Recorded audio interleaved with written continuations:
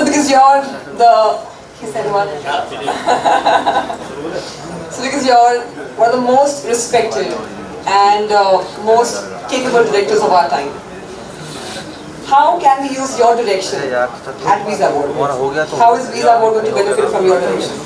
और नॉर्मली मैं एक्टर्स को बताता हूँ क्या करना है, कैसे करना है, क्या लिखना है, क्या मैं डायरेक्ट करता हूँ। यहाँ पर एक दोस्ती है भाई प्रणव भाई से एंड एक विश्वास है, तो मैं जहाँ पर वहाँ पर मैं एज एन एक्टर हूँ, ये हैं डायरेक्टर्स, ये जिस डायरेक्शन में चलने के लिए कहेंगे मैं चलूँगा and That is something new. So we are seeing Alisa as an actor now. Because क्या है कि जो फिल्म जो बनाते हैं तो सबको कुछ ना कुछ हर चीज़ मालूम होती है फिल्म की, जो थोड़ा 2% ज़्यादा जानता है इज द डायरेक्टर। और इस फिल्म के लिए इसका नाम है वीजा बोर्ड, जो डायरेक्टर हैं वो मुझसे बहुत ज़्यादा जानते हैं, तो I should follow him. Wonderful, sir. Thank you very much, sir. Thank you everybody for your time and such insightful interview.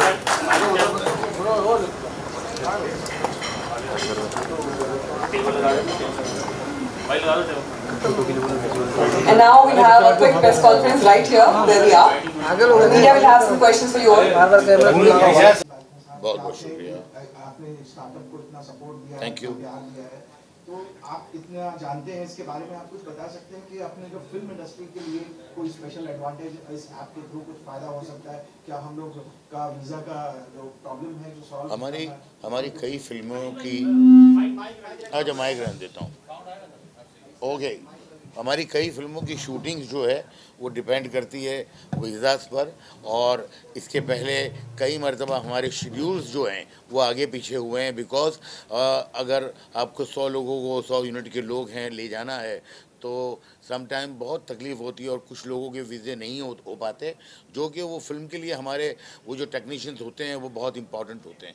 तो आई एम श्योर कि फिल्म लाइन के लिए भी बहुत बहुत फ़ायदा होगा, बिकॉज ये जो वीज़ा बोर्ड के थ्रू अगर हो रहा है सब काम, तो वो बहुत आसानी से होगा, बहुत जल्दी होगा, और उसके जो होने के चांसेस हैं वो बहुत ज़्यादा हैं।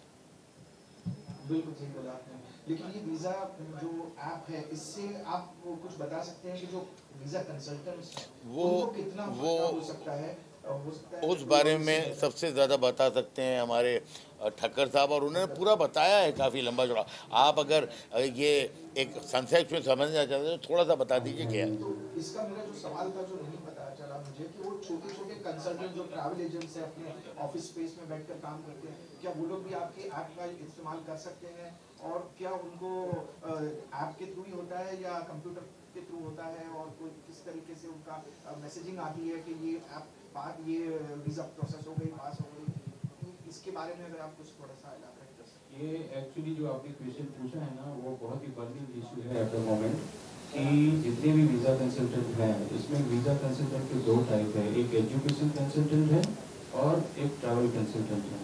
तो जितने कंसल्टेंट इस इंडस्ट्री के अंदर काम करते हैं तो उन लोगों को ये वीज़ा बोर्ड जो कंपनी है जो अपना डिजिटल प्लेटफॉर्म है वो पूरा वीज़ा असिस्टेंस के अंदर हेल्प करते हैं, रैपिड एसओपी के अंदर हेल्प करते हैं। हमारा आर्टिफिशियल इंटेलिजेंस टेक्नोलॉजी है जिनके थ्रू उन लोगों का एसओपी कुछ ही मिनट के अंदर बन जाता है। हमारा पूरा एक जो वीज़ा कंसल्टेंट का कम्युनिटी का वॉल है जहाँ पे वो लोग आके अपना जो प्रमोशन है वो कर सकते हैं, डे टू डे प्रमोशन कर सकते हैं फ्लायर्स के साथ। उसके बाद उनका अगर कोई इवेंट है, तो आज मैं पंजाब में कंसल्टेंट हूँ लेकिन गुजरात में कौन सा इवेंट चल रहा है मुझे नहीं मालूम है, तो वो अगर वीज़ा बोर्ड के प्लेटफॉर्म पे आके उनका इवेंट अगर वहाँ पे रजिस्टर करते हैं तो गुजरात के भी कंसल्टेंटों के पास से उनको रिस्पांस मिलेगा। तो जैसे आपने बोला कि एजुकेशन कंसल्टेंट है और जो ट्रैवल कंसल्टेंट है, सभी कंसल्टेंटों को एक वीज़ा बोर्ड से फ़ायदा होगा। हमारा पोर्टल भी है और मोबाइल ऐप भी है, दोनों हैं। इसमें जो डेटा कैप्चर किया जाता है वो डेटा एक कॉन्फिडेंशियल डेटा होता है, उसको अगर कहीं से मिसयूज हो जाएगा तो उसको सिक्योर करने के लिए आपने क्या स्टेप्स लिए रखे? हमारी किसी गलत हाथ में नहीं आ जाए। हाँ जी, वो जो हमारी कंपनी है जो visa board, we are the ISO certified company, so we are abiding all the rules and regulations of the Indian government and we have all those registration certificates which are required for the data accuracy. Very good question. Yeah. And what are the business visas and travel visa, the tourist visa? There are different types of visas. So how does AI use their intelligence to make it easier for the people to apply the visa in the right sector? उसके बारे में कुछ बता। Right, अभी जो visa के लिए जो लोग अप्लाई करते हैं, जैसे स्टूडेंट वीज़ा होता है, विजिटर वीज़ा होता है, then there is a super visa, then there is scan plus visa, then there is student dependent visa, then there is dependent visa. तो ये जो सारी कैटेगरीज हैं जो कि हमारे वीज़ा पोर्टल के ऊपर अवेलेबल है, जिनके अंदर हम असिस्टेंस दे रहे हैं, और with the help of technology they will be able to seamless their entire process. Mister Gopalani, एक आपके लिए क्वेश्चन के ये वीजा बोर्ड के ऐप से नहीं, इसकी जरूरत नहीं। रेवेन्यू कैसे बढ़ सकती है ट्रैवल एजेंट की, उनके लिए क्या बेनिफिट्स आ सकते हैं, उनका कुछ बेनिफिट्स, क्या क्या बेनिफिट्स हो सकते हैं? It's a very good question. First of all, actually, see, I will express my very good thanks for you people. आप लोग सब यहाँ आज इस इवेंट को जो है आप इकट्ठे हुए हैं, और जो खास करके जो इस वक्त इंडस्ट्री का वीज़ा कंसल्टेंट का जो बर्निंग इश्यूज हैं जिसके ऊपर हम बात कर रहे हैं, तो रेवेन्यू सबसे बड़ा एक इशू रहता है। कोई भी आदमी जो है वो पैसा कमाने के लिए काम करता है। तो हमारा जो मेरा खुद का 30 साल का एक्सपीरियंस है इस इंडस्ट्री का, और इंडस्ट्री जो है अभी ड्रास्टिकली चेंज हो चुकी है। आप जब देखेंगे, मैं आपको एक एग्जांपल देता हूँ, जब आपने शुरुआत में मोबाइल देखा था तो मोटरोला का इतना बड़ा मोबाइल आता था, अभी जाके आप देखेंगे तो मोबाइल हाथ में आ गया। तो वो चीज़ जो है हर इंडस्ट्री में हुई है, जो चेंजेस हुई है टेक्निकली हर इंडस्ट्री में हुई है। तो इस इंडस्ट्री का जो बर्निंग इशू था, आज मैं देखता हूँ इंडिया के अंदर इतने सारे कंसल्टेंट हैं, एवरी नुक एंड कॉर्नर हर आदमी बैठा हुआ है। उसके पास नॉलेज है या नहीं अलग बात है, इंडस्ट्री का नॉलेज है कि नहीं, लेकिन वो दुकान खोल के बैठा है। तो दुकान खोल के बैठा है तो वो 2 आदमी रखेगा, कहीं ना कहीं उसको तो दिखाना तो है ना, 2 आदमी लेके बैठेगा, वो आएगा। तो होता क्या है कि मान लो कि कोई केस आया, अब उसे वो केस के बारे में मालूम नहीं है, तो टाइम लग जाता है, उसकी वजह से उसका जो नाम है वो ख़राब होता है।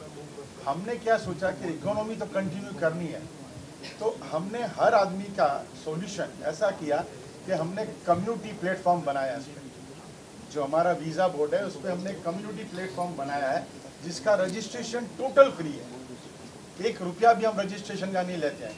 अभी मान लो कि एक आदमी यूके के लिए वो अपना जो है एडमिशन का कर रहा है या ट्रेवल का कर रहा है, दूसरा आदमी जो है वो जर्मन के लिए कर रहा है। अब यूके वाले को जर्मन का मालूम नहीं है कि क्या करना है, तो कम्युनिटी में जब वो अपने फ्लायर्स डालते हैं कि मैं यूके का करता हूँ, मैं जर्मन का करता हूँ, इस तरह से उनको एक तो एक्सपोजर मिल गया रेवेन्यू का। आदमी जो जर्मन का करता है यूके भी कर सकता है, ऑस्ट्रेलिया भी कर सकता है, कनाडा भी कर सकता है। तो जो रेवेन्यू के जो उसको जो ऑप्शंस थे वो हमने बड़ा कर दिया। दूसरा कि एक आदमी अगर समझो जो कॉस्ट होती है, आज किसी के पास 2 एप्लीकेशन है तो उतने आदमी लगेगा, कल को के 10 एप्लीकेशन आ गई तो आदमी को बढ़ाना है, फिर 0 आई, तो उसका जो कॉस्ट है, देखो cost saving is also revenue generation. हमने उसकी कॉस्ट है ना बिल्कुल 0 कर दिया। उसे करना क्या है, उसका जो भी कुछ आया सीधा ऑनलाइन प्लेटफॉर्म पे डाल देना है, और आर्टिफिशियल इंटेलिजेंस जो हमारी अल्स्टर अभी जो है टेक्नोलॉजी, उससे उसको जो अभी सर ने बताया कि महीनों के काम जो है वो घंटों में हो जाते हैं। अब जो महीने की कॉस्ट है वो आपको घंटों में से आपका रिजल्ट मिल गया, तो आप फोकस किस पे करेंगे, बिजनेस पे करेंगे। तो दैट वे आज अगर आप 2 क्लाइंट को सर्विस दे सकते हैं, तो हमारे इस प्लेटफॉर्म से आप 10 लोगों को दे सकते हैं, 100 लोगों को दे सकते हैं। तो जो आपकी इनकम 2 लोगों की है, it will convert into 100 people. So that is the way of generating and enhancing the revenue. Very good. बहुत ही वेरी वेल एक्सप्लेन। पीछे आपकी बहुत मेहनत दिखाई दे रही है, मैंने अभी आपको खोल के देखा तो उसके अंदर जो दिखाई दे रहा है उसमें बहुत मेहनत लगी आपकी, आपने बहुत सारी रिसर्च की होगी, बहुत सारे आपको चैलेंजेस आए होंगे, उसके बारे में अगर आप कुछ बताएं और कुछ सक्सेस स्टोरीज के बारे में अगर। सर हमने जो है ना, हम खुद जो है इस इंडस्ट्री में एज अ एजेंट कंसल्टेंट है, हमारी खुद की अपनी एक कंसल्टेंसी है सुप्रीम इंटरनेशनल के नाम से, जहाँ पे हम लोग स्टूडेंट की वीज़ा करते हैं, अलग अलग जो है हम उसके ऊपर काम करते हैं। तो ये हमारा खुद का पेन था 17 साल से हम काम कर रहे हैं और 17 सालों में हमने देखा कि होता क्या है, ये एक ह्यूमन जो है वीकनेस है। कोई भी आदमी जब कंपनी में 4 साल या 3-4 साल जूना हो जाता है ना, उसको क्या लगता है कि कंपनी मेरे बगैर चल ही नहीं सकती। उसका एक ये ह्यूमन टेंडेंसी है। तो वो क्या होता है कि जब हमारा काम बढ़ता है, हम उसको बोलते हैं कि भाई ये अभी काम आपको करना है, वो आके क्या बोलता है, सर मेरा तो सैलरी बढ़ा दो, नहीं तो मैं कल से नहीं आने वाला। That's a big issue. और वो इतना हेडेक था कि मुझे जो बिजनेस करना था कि भाई मुझे साल का टारगेट था कि 200 स्टूडेंट करने हैं, मैं 50 नहीं कर सकता था। क्यों कि सुबह आ जावे, मैं सर कल से नहीं आ रहा हूँ, मेरी सैलरी बढ़ा दो, मेरी तो मदर बीमार हो गई, मेरा ये हो गया। So this was the human problems, labour का इतना इशू था। और उस दिन हमने सोचा, हिरन और हम बैठे और हमने कहा कि हिरन, इस इंडस्ट्री में अगर हमें आगे जाना है तो ये जो ह्यूमन हिंड्रेंसेस है ना, इसको ऑटो में कन्वर्ट करो। तू कल से क्यों, आज से अभी चला जा। This is the solution I have made. अभी हमें कोई ऑफिस में बोलता है ना, सर कल से नहीं आऊंगा, वो डर हो गया उनको कि अब तो मुझे आना ही है। अभी मैं आपको कल का एक केस बताता हूँ। कल एक एम्प्लॉय ने आके हमको बोला कि मेरे को तो ये चाहिए। अरे भाई तेरे को नहीं देने का, चली जा। फिर शाम को आके रोने लगी। हाँ मतलब कोई भी था, शाम को आके रोने लगे। हमने कहा कि भाई तुम्हारा रोना धोना देखें कि हम अपना बिजनेस देखें। तुम्हारी जगह अपनी सही है, हम आपको सब फैसिलिटी देते हैं। See we are ready to facilitate you in all the manner, but business का मालिक मैं हूँ और आप अभी कैसा मालूम है, जैसे अभी मैड सर्वेंट होती है ना, अगर आपके यहाँ मैड नहीं आई तो खत्म, पूरा घर मैड हो जाएगा।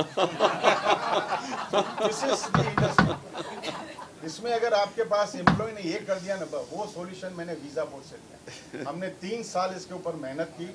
हम कम से कम 50 IT लोगों को मिले, हमारे प्रॉब्लम सॉल्व करते। देखो मार्केट में आने से पहले हमें बहुत कुछ रिसर्च करना पड़ता है, बहुत सारी चैलेंजेस को एक्सेप्ट करना पड़ता है। सो दिस वे हिरन और मैंने दोनों ने बैठ के बहुत रिसर्च किया। डे बाय डे हम जो है उस पर काम करते गए। हम अपना बिजनेस भी करते थे, ये भी करते थे। और इस तरह से आज ऊपर वाले की दुआ से, बज़मी साहब के सपोर्ट से, आप लोगों की जो है दुआएं हैं, आज हम इस लेवल पे पहुंचे हैं। और मैं आपको बताता हूं, ये इंडिया का पहला ऑनलाइन प्लेटफॉर्म है। We are the first company. और इसके अंदर एक और मैं आपको बताऊं, हमारा सबसे जो ट्रांसपेरेंसी का मामला है, उस ट्रांसपेरेंसी के लिए हमने क्या किया मालूम है, किसी को अगर इसके अंदर का अलग अलग सिस्टम है, हमने यहाँ तक बोल दिया कि किसी को अगर हमारी सर्विस समझ में नहीं आई ना, तो we are ready to return their money, पैसा हम वापस दे रहे हैं। So this is the kind of transparency we have in this system. क्या बात। हेलो अनीस भाई, नरेंद्र गुप्ता। हाँ सर आप फिल्म इंडस्ट्री से जुड़े हैं और अक्सर मेकर्स फॉरेन में जाके शूटिंग करना पसंद करते हैं, और जैसे आपने स्वीकार किया कि उनको वीजा में बहुत सारी तकलीफें आती हैं, तो आप ये ऐप वीजा बोर्ड को फिल्म इंडस्ट्री तक कैसे पहुंचाएंगे कि उनको ज़्यादा से ज़्यादा बेनिफिट मिले? देखिए, मैं यहाँ हूँ तो सबसे पहले शुरुआत मैं अपने घर से करूँगा। जो भी मेरी नेक्स्ट शेड्यूल शूटिंग अगर बाहर होगी तो सबसे पहले मैं उन्हें ये कहने वाला हूँ कि भाई यहाँ से देखिए आप। और जब उन्हें मालूम पड़ेगा कि ये काम जो इतना मुश्किल था और इतनी आसानी से होता है, तो आई एम श्योर कि ये धीरे धीरे बात फैलेगी। एंड कोई भी जल्दी नहीं है हमें, इसलिए कि बहुत सोचकर, बहुत समझकर, बहुत मेहनत करके यहाँ तक ये कंपनी पहुँची है। तो इसके आगे भी जो है बहुत सोच के समझ कर बहुत इसका अच्छा फ्यूचर करना है। तो वो मुझे लगता है कि अगर हम ठीक से काम करें तो अपने आप ही हो जाएगा। सर क्या ये फॉरेन में जो ट्रैवल एजेंट्स हैं और वो लोग भी आपकी ऐप यूज कर सकते हैं और उनके कंट्रीज के लिए भी कुछ फ्यूचर हमारा ग्लोबलाइजेशन है। जो हमारे प्रणव भाई हैं, वो प्रणव भाई का मेन काम ही है ग्लोबलाइजेशन। हम इनके विजन से ही आगे आए हैं। हमारे जो प्रणव भाई हैं, सबसे पहले इन्होंने ये विज़न देखा था कि इस इंडस्ट्री को हमें ग्लोबलाइजेशन करना है। अभी हमने इंडिया लेवल से शुरू किया है। देखो जब ग्लोबलाइजेशन की बात करते हैं तो वहाँ पर रेवेन्यू के बहुत इशू आते हैं, क्योंकि वो पेमेंट डॉलर में आएगी। तो फॉरेन रेगुलेशंस होते हैं, उसको हमें ओवरकम करना पड़ेगा। कल को ऐसा नहीं कि हम इंडस्ट्री चलाते जा रहे और कहीं और जगह पर चले जा रहे, वो हमें नहीं करना है। तो हम हर चीज़ के लिए, जैसे अभी फॉरेक्स का जो है उसके लिए हमारे कंसल्टेंट हैं, हम उनके साथ बात करते हैं कि उसको कैसे सॉल्व करें। तो हर मैटर पे हम काम कर रहे हैं और हमें पूरा यकीन है कि आने वाले कुछ दिनों में, मतलब मैं समझता हूँ 1 आध साल जो है ये हमें लगेगा, लेकिन we are going to be a globalization. ये हमारा पूरा विजन क्लियर है। कुछ एंसर टेक्नोलॉजी या कुछ और टेक्नोलॉजी जो इसके बैकएंड में काम कर रही है उसके बारे में अगर आप कुछ बता सकें। जो अल्स्टर टेक्नोलॉजी है वो एक जनरेटिव एआई टेक्नोलॉजी है, ठीक है। वो माइक है ना, आप जस्ट के माइक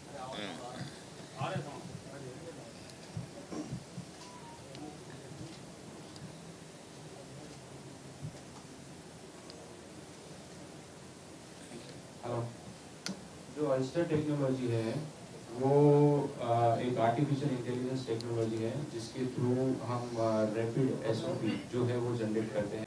10,000 रुपये खाली कंसल्टिंग लेते हैं वो लोग, जबकि मेरी ये सब ऑनलाइन सर्विसेज जो है जो 299 से स्टार्ट हुई, तो that way we are the cheapest in India.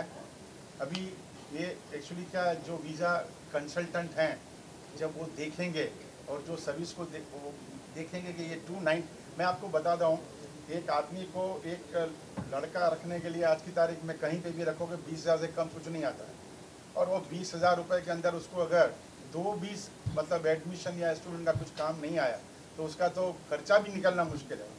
अभी क्या करना है उसको मालूम है?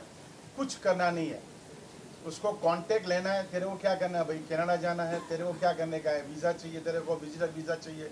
उसको उठा के उसका जितना डॉक्यूमेंट्स वगैरह जो भी कुछ है वो हमारे अल्स्टर उस पर डाल देने का है और हम उसको जनरेट करके देने वाले हैं।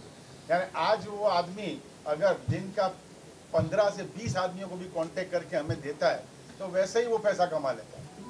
तो सर ने जैसे सही कहा कि our this service starts from 299 rupees, so which is a very cost effective. Even if you go outside into the market, so any local person will normally charge you 10,000 plus rupees and this all. So we का मैं vision board, Anees भाई, इन सब के support में आया हूँ। मेरी information और नॉलेज इस ऐप को लेकर लिमिटेड है, बट ज़ाहिर है सभी बातें कर रहे हैं तो बहुत ही एक विजनरी थॉट है और बहुत हेल्प करेगा सारे कंसल्टेंट्स और even the mainly the consumers. So yes. My question to maybe Anis or someone can answer. If a layman who does not know how to operate the app, even I don't know much. right. Where is the residential? This is B2B. Just explain Office address B2B. is in Ahmedabad. It But is, it is not mentioned. yeah, it is on our website.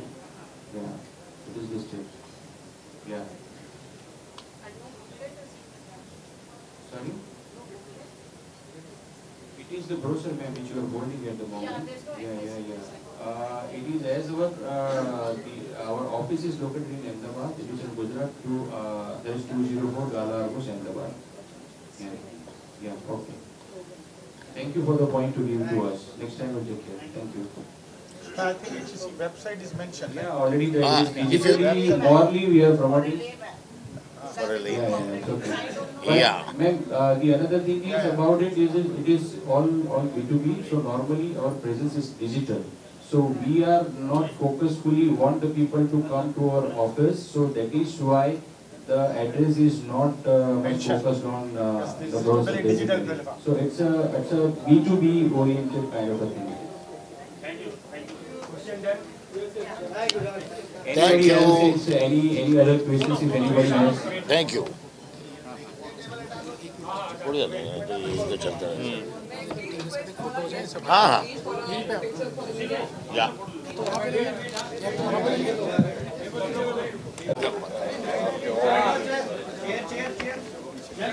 Chair हटा दो।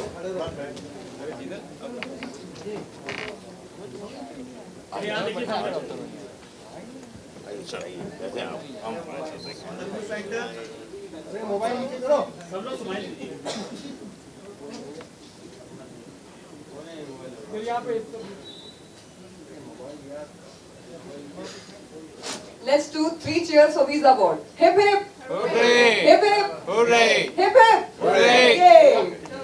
Let's go. ले ले भाई।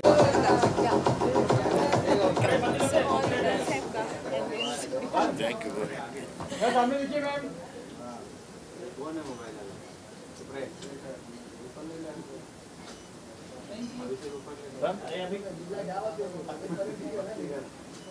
हो गया भाई centre all of you. Yeah. चलिए हो गया Wait.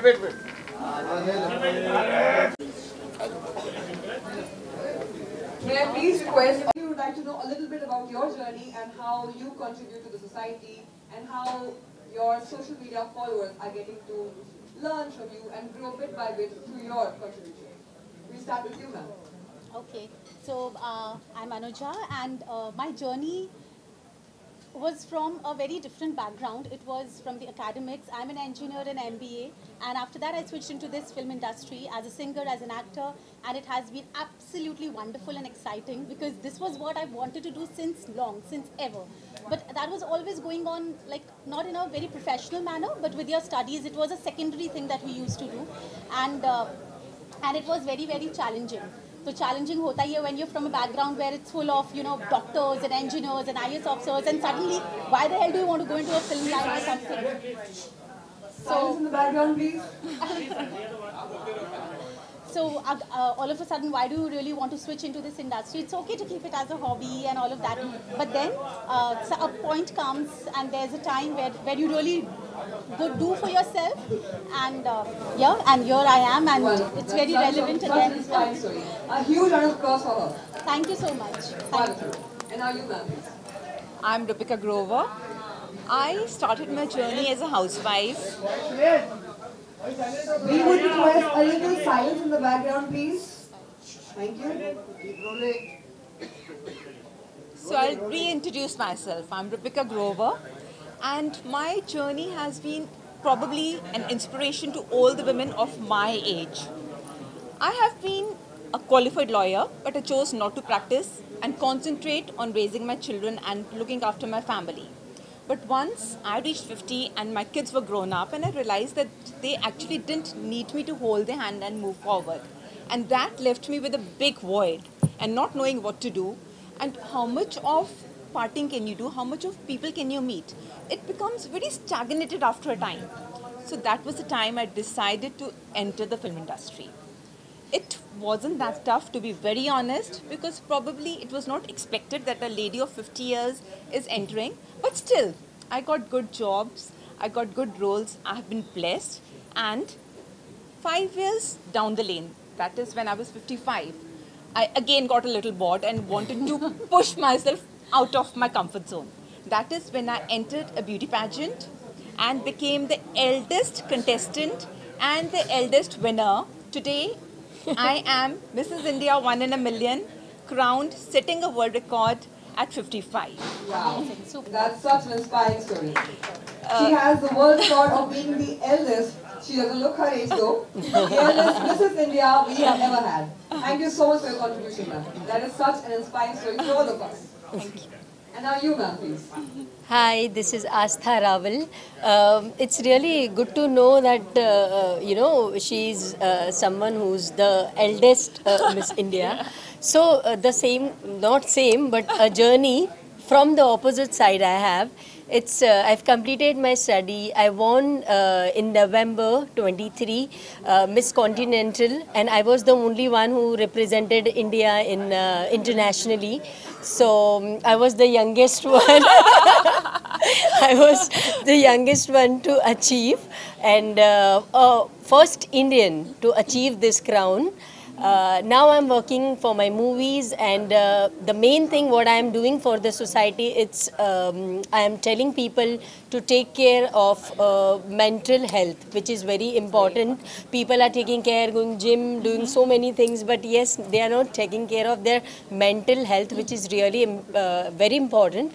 So yes, I am working on the awareness of mental health. Wonderful. That's very noble, ma'am. Thank you so much. Thanks. And now you, ma'am, please. Hi, this is Nikita Raval, and I'm an actor from last 10 years. I've done a movie called Garam Masala, Black and White, Hirodi Abhimanyu, and my other movies coming also with Arshad Warsi in next 15 days. Also have done a 10-15 videos also at 2-3 South movies.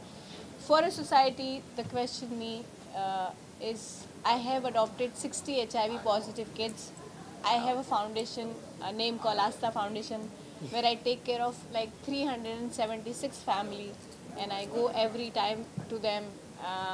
I just give them whatever I can do, like food, medicines and other things. So my bit I do for the society, and yes, I'm working very happily in film industry. Thank you. That's a wonderful story, ma'am. Thank you so much for doing that for the society. Thank you. And you, ma'am? Hi, I am Neha Singh, coming from Delhi. First of all, many congratulations to Visa Board. Many congratulations to Visa Board और and entire team आप लोगों ने invite किया, thank you so much. मैं ज़्यादा नहीं कहूँगी, but yes, I am woman entrepreneur.